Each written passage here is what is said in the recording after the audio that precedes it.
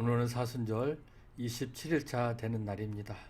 오늘 우리에게 주신 하나님의 말씀을 보면 마태복음 14장 28절 29절 말씀입니다.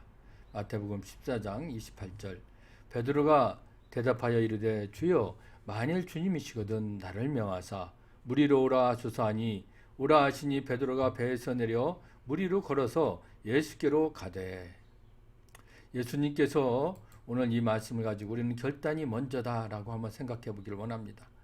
예수님께서 빵 5개와 물고기 2마리를 가지고 5,000명 이상의 무리를 배불리 먹이신 것을 우리는 압니다. 이 엄청난 기적에 한껏 들뜬 사람들이 이제 예수님을 왕으로 세우려고 합니다. 그러나 이것이 하나님의 뜻이 아님을 아신 예수님은 제자들을 먼저 배에 태워서 호수 건너편으로 가게 하시고 이제 자신은 남아서 이제 무리를 급히 돌려보낸 후에 기도하러 산에 올라가시는 겁니다. 그런데 배를 타고 가던 그 제자들에게 문제가 생긴 겁니다. 호수에 큰 돌풍이 몰아치면서 말 그대로 죽음의 위기에 내몰린 것입니다.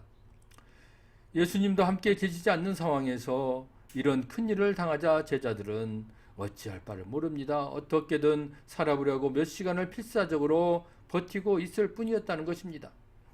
그 시각 예수님은 기도하시던 중에 제자들이 호수에서 사투를 벌이고 있는 것을 아신 겁니다.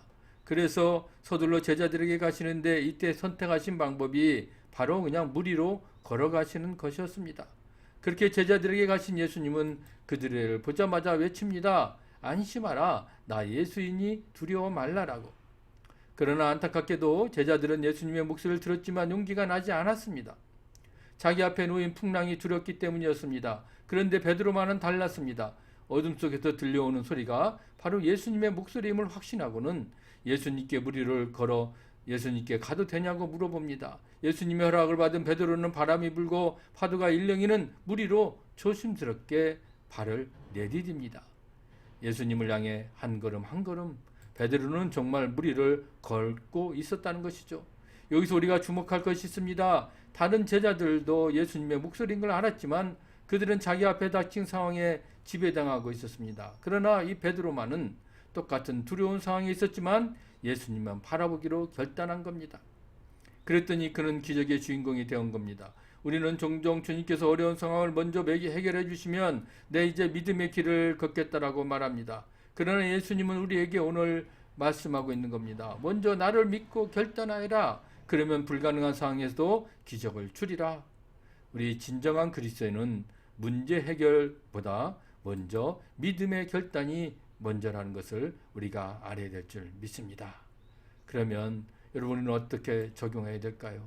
나는 문제 해결을 위해서 여러분 기도하고 있습니까? 그렇다면 내가 결단을 위해서 여러분 얼마나 기도하고 있습니까? 오늘 한번 먼저 결단을 하는 그런 사람으로서 우리가 다시 한번 나아갈 수 있기를 주님의 이름으로 부탁합니다. 기도하겠습니다. 살아계신 아버지 하나님 감사합니다. 오늘 우리가 현실에 잡혀있고 상황에 두려움에 붙들려 있는 저희의 삶을 돌이키게 하여 주시옵소서. 예수님만 바라보며 무리를 걸었던 베드로처럼 저희도 하나님만 바라보고 한 걸음 한 걸음 걷는 기적의 주인공이 되게 하여 주시옵소서. 예수 그리스도 이름으로 기도합나이다. 아멘.